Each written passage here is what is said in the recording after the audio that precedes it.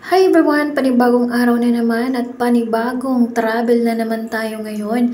At ngayong araw, papunta kami sa Antipolo, Rizal. So, doon yung trip namin ngayon. And ito pala ay tracking business. So, yung aming dideliveran ay sa Pure Gold Antipolo at Mercury and then Pure Gold again. So, ayan, dito na kami ngayon sa, at nakikita nyo, napaka-traffic, diba? And syempre, kinukuhanan ko lang yung mga video na dadadaanan kong mga tawag dito, yan, tulad nyan, Ayala Malls. Yan lang mga kinukuhanan ko ng video, ayan, SM Masinag. Kasi pinuputol-putol ko yung video. Kasi kung iro-road trip ko, napakahaba ng video na yon and nakaka-boring kung sobrang haba ng video. So, ayan. At syempre, pinapabagalan ko yan. O, diba? Dito banda, hindi ka gaanong kasi papasok na yan ng papuntang Antipolo. So, hindi siya hindi gaanong matraffic. Namangha ako dito sa view na sa Antipolo. Napakaganda and overlooking. Nakikita pala dito yung Maynila pag sa gabi. Ang ganda ng view. Parang nakaka-relax yung yung ambience. Kung dito ka tumayo, ayan, makikita mo yung view ng Manila. And syempre, dito lang ako nakakita ng mga nag-green. And yan yung Robinson Antipolo.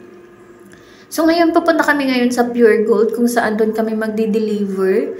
And dalawang Pure Gold yung dideliveran namin dito. And syempre, nung una, dami pa yan. Kung nakikita nyo, nakahilira yan. Magdi-deliver lahat yan. So, ginawa namin ay nag-drop lang kami ng resibo or invoice. And then, tumiretso kami sa kabilang Pure Gold kasi doon hindi ganun matao. So, habang syempre, magsiselfie-selfie tayo habang nag-aantay. O, diba?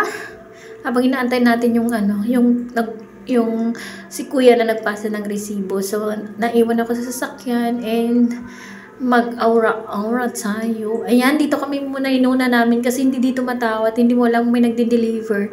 Kumbaga, magde-deliver lang dito, stop lang, and then receive, and then alis ka na. So, hindi nag-umpukan. So, dahil doon sa kabilang Pure Gold, napakahaba yung pila, and inabot kami ng gabi.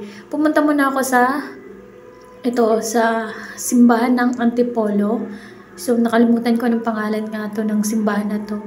And ayan, dito yon laging napuntahan ko na talaga. And dito lang din yung Pure Gold, malapit and lakad-lakad lang siya. Malapit siya sa Victory, yung mall na maliit na So, ayan, umikot-ikot ako kasi nga nakaka-boring din naman na mag-stay ka lang sa parking lot na nag-aantay ng time ng receive namin ng delivery. So, habang nag-aantay ako, nag-ikot-ikot muna, inikot ko yung buong paligid ng Antipolo na simbahan. And po, syempre, dito, umaga pa kasi tuwan, sarado pa yung mall. Hindi pa ako makakapasok, kaya dito muna ako pumasok. At saktong-sakto naman na nagmisa. So, sumabay ako sa misa niyan, after niyan. Tapos na yung misa, and syempre, magpapahid-pahid tayo, magdadasal.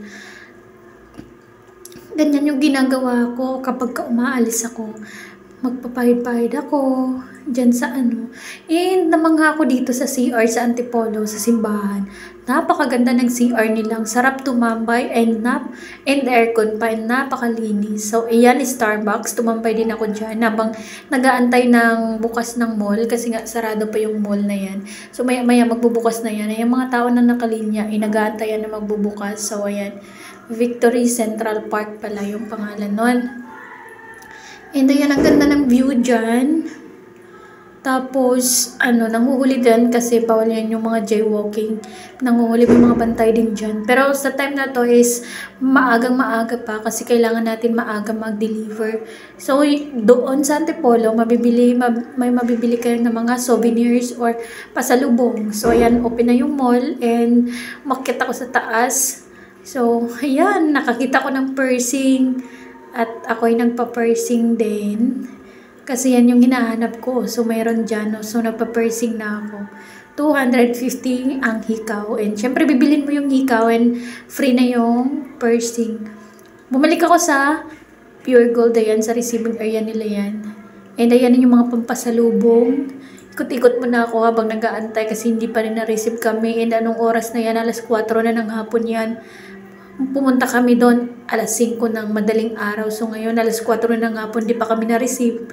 And nagutom ako, tumambay ako doon sa park sa may harap ng simbahan. Bumili ako ng quick and naihi na naman ako. Bumalik ako dito and nakapwesto ako. Yan yung CR dito, di ba? Antipolo, yan. Ang ganda ng CR nila, guys. Sarap tumambay. And napakalinis and napakabango. Tapos may mga para sa mga bakla, tomboy, sa mga babae, lalaki. Magkaiba, ang galing. Tsaka sa mga matatanda, sa mga disabled. Ang galing ng nila CR. Dito ko namangha. Tapos sobrang linis at sobrang bango. Pwede kong tumambay kasi mayroong lobby. Yung pinapakita ko niya, yung may grass. Yun yung lobby. O diba, ganyan siya, Super ganda. Sarap tumambay. O diba, CR lang yan. Pero sarap tumambay dyan. Kasi may lobby. Tapos pwede kang matulog. Natulog muna ako dyan sa lobby na yan. Ang ganda-ganda. O diba, saan kayo nakakita ng CR? Syempre, hindi natin makalimutan yung selfie sa harap ng CR. Pag makakita yung salamin, hi, thanks God. Salamat. At start na kami ng magbaba ng items. Ayan, i-receive na yun. And syempre, umulan pa yan dyan. Matagal na naman kasi nag-aantay na kami ng resibo para uwi na kami. So, inabot lang kami ng 7 o'clock ng gabi. Kami nagsara ng pure gold na receiving. So, habang inaantay ko yung kuya ko, nag-ikot ulit ako dyan sa Victory Park kasi naghanap ako ng McDonald's. Ayan. Nung umuwi na kami ng gabi, nadaanan namin tong SM. Ang ganda pala ng ang ganda ng design nila. Nakita nyo naman, grabe nakakapangha dyan, guys. Ang ganda. Star Mall. Super ganda niyan. Ang decoration nila ng mga Christmas lights. Super ganda. And sa kabila niyan, SM pa din. Puno ng ng Christmas light. Ayan, kung nakikita nyo sa kabila na area. Diba, ang bongga ng mga ng SM. Ng mga pailaw nila nung Pasko. So, itong video na to ay late na pala. Late na siya. Late ko na na-upload kasi late ko na din.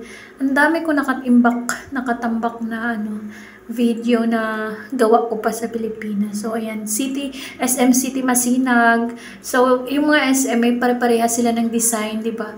Every year, pare-pareha